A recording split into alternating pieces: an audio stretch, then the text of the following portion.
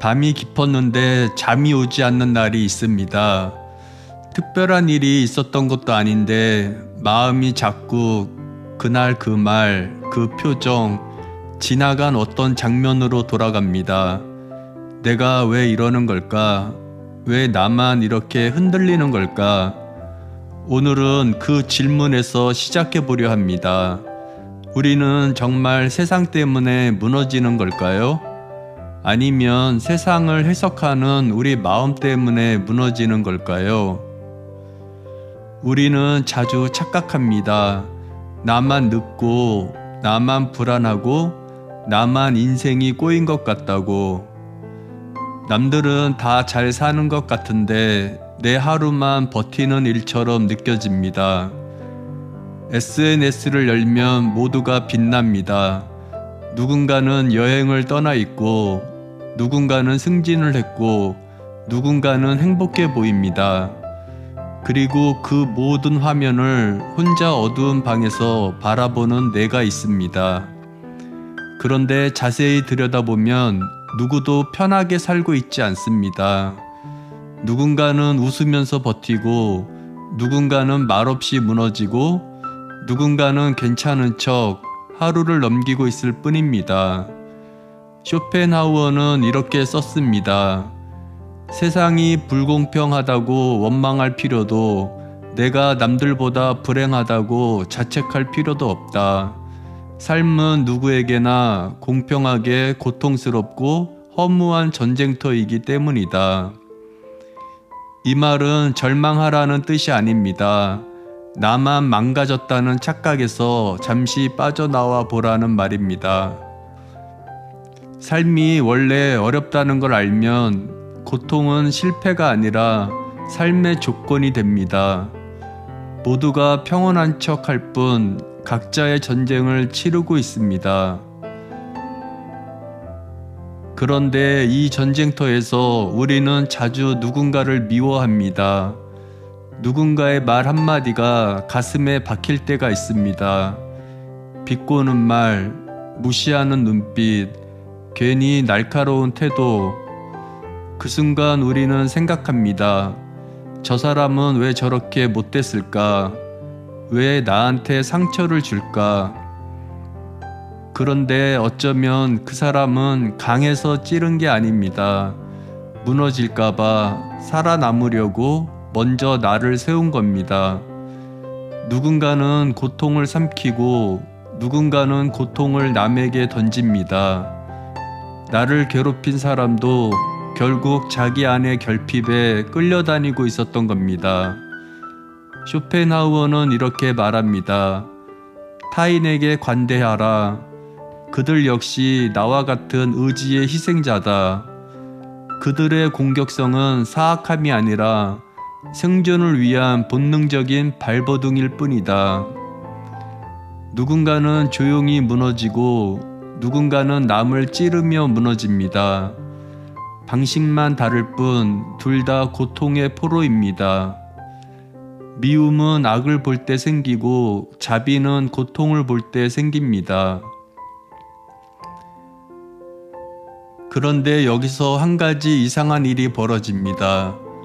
같은 사람을 만나고 같은 말을 듣고 같은 하루를 보냈는데 어떤 날은 아무렇지 않습니다.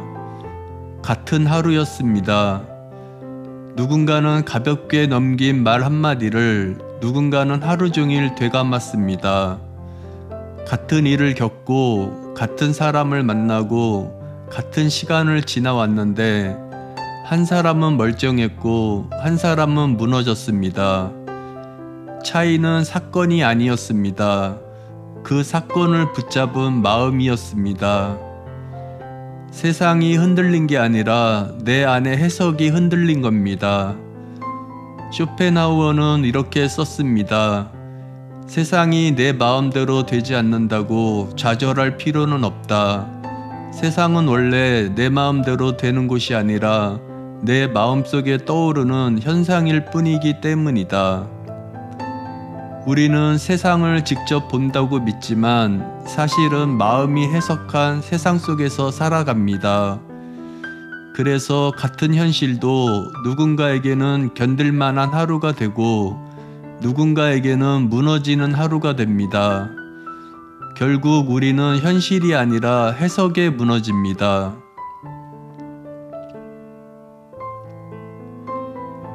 여기까지 오면 한 가지 질문이 남습니다. 그렇다면 내 해석은 어디에서 오는 걸까요? 왜 어떤 사람은 같은 말을 듣고도 멀쩡한데 나는 그 말을 며칠씩 되감고 있을까요? 답은 어쩌면 내 안에 있을지 모릅니다. 우리는 자꾸 밖에서 찾습니다. 인정, 칭찬, 시선. 칭찬 하나에 들뜨고 무시 한 번에 무너집니다. 세상이 나를 흔든 게 아니라 내 안이 비어 있어서 매달린 겁니다. 내 안이 비어 있으면 바깥에서 오는 모든 말이 무거워집니다.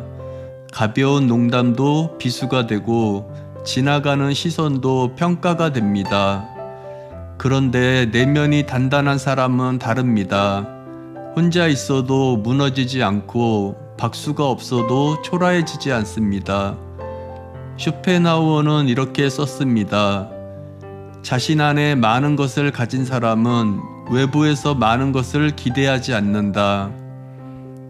내 안에 생각이 있고 고요가 있고 버틸 힘이 있으면 세상의 인정은 생존이 아니라 지나가는 소리가 됩니다.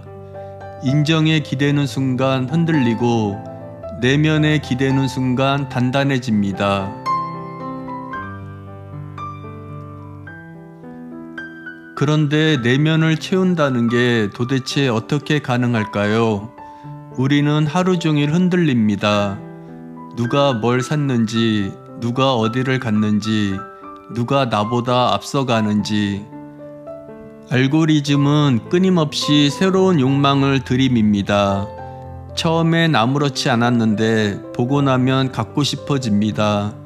괜찮다고 생각했는데 비교하고 나면 초라해집니다.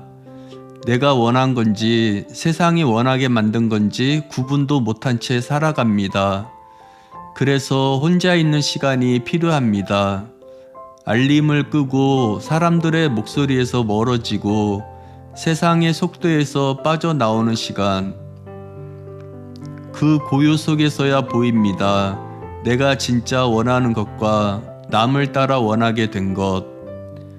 쇼펜하우어는 자발적 고독을 이렇게 말했습니다. 혼자 있는 시간은 외부의 자극으로부터 나를 분리하고 내 안에 요동치는 의지를 관찰해 가짜 욕망을 솎아낼 유일한 기회이다. 고독은 외로움이 아닙니다. 도피도 아닙니다. 남의 욕망에서 나를 꺼내오는 일입니다.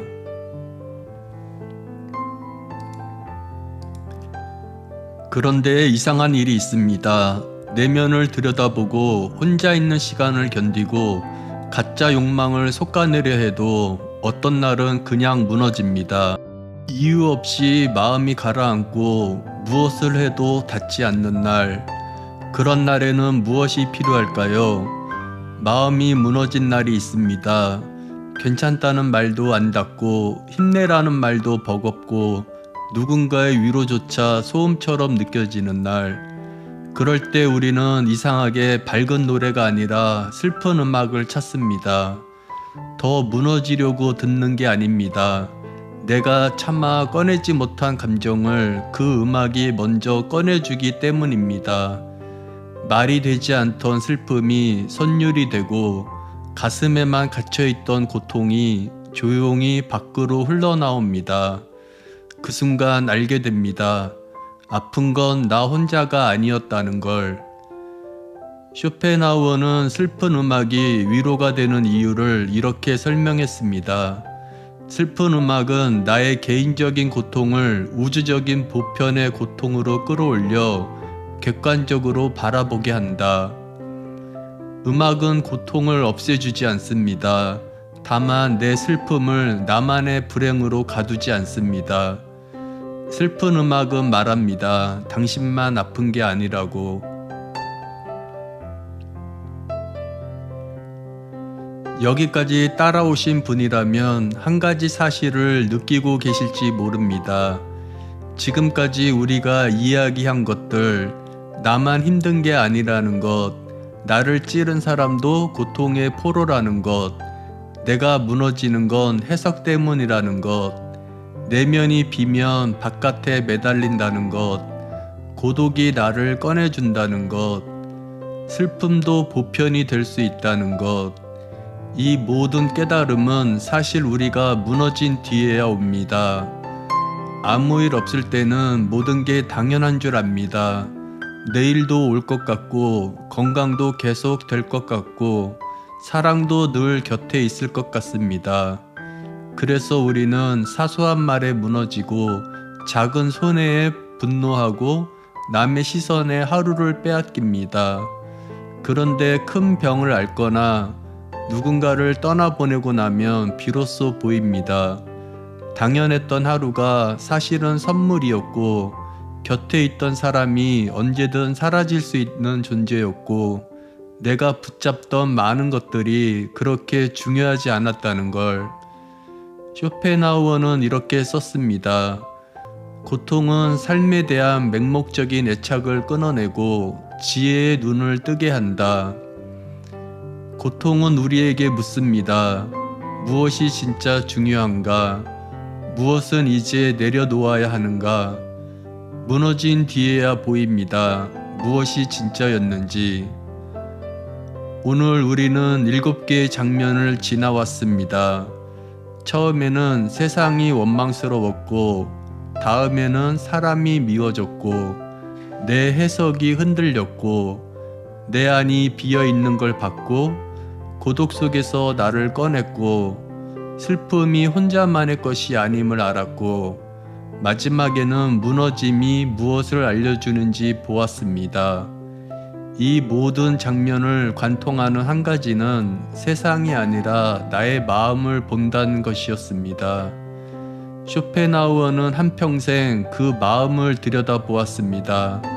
욕망에 끌려다니지 않으려고, 인정에 매달리지 않으려고, 타인을 미워하지 않으려고, 그리고 그 들여다봄 자체가 삶이라고 말했습니다. 오늘 밤 잠들기 전에 오늘 하루를 한 번만 조용히 떠올려 보시면 어떨까요?